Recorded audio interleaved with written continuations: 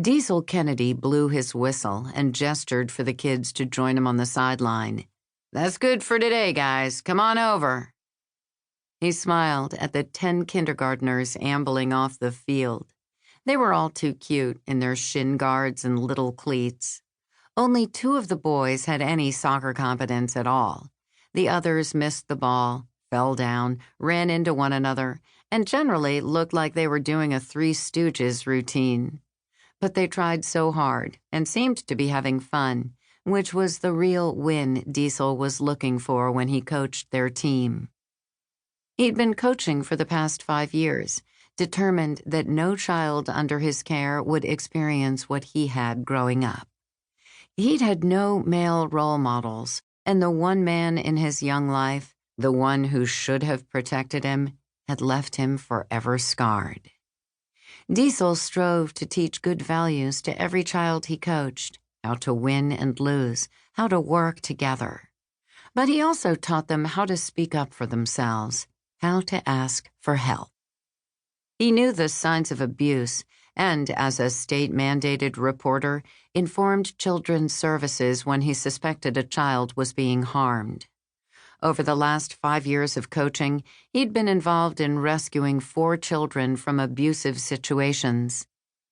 He wasn't saving the whole world through coaching, but he could take comfort in knowing that 4 little boys were safe today who might not have been. He'd continue to save one child at a time.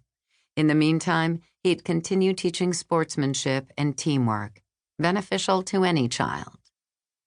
He held up a hand for them to high-five as the team gathered around him, many having to jump up to reach his palm. At 6'6", he towered over the 5-year-olds, making them crane their necks to meet his gaze. "You guys did so well today. You made me very proud." 10 little faces beamed up at him. "Now, let's talk about next week. We have our first game. Are we excited?" "Yes, Coach Diesel," they replied. "What happens if we win?" he asked. "Ice cream," they shouted. "That's right." He lifted his brows. "What happens if we lose?" They looked at one another. Then one of the boys frowned, likely searching his memory, because Diesel had delivered this spiel before and after every practice for the past 2 weeks. "Ice cream?" he asked timidly.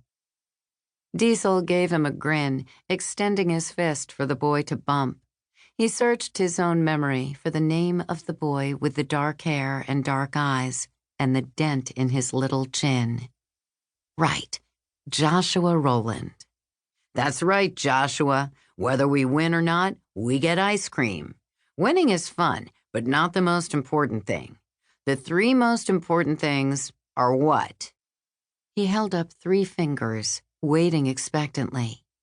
"Have fun," they shouted. He nodded. "That's 1. And 2? "Do our best." "Very good. And the 3rd? They looked at one another again quizzically, then back up at him for the answer. Joshua raised his hand once more. "Be nice." The other boys repeated the answer, nodding fiercely, expressions abashed at not remembering. Diesel hid his smile. They really were too cute. "Exactly. Be good sports, which means we'll be nice. If we lose, we smile. We congratulate the winners. And then, after the game, we go out for ice cream. If we win, we accept their congratulations and go out for ice cream. Either way, we get ice cream.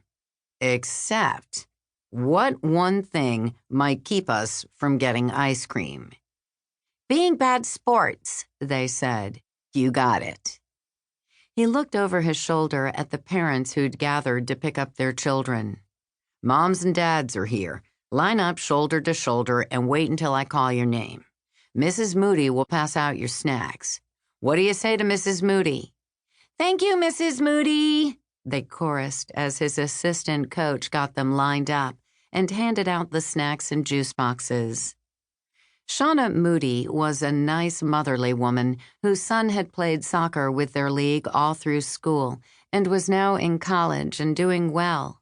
She credited the league with keeping him engaged and out of trouble, and now that he'd graduated, she wanted to give back.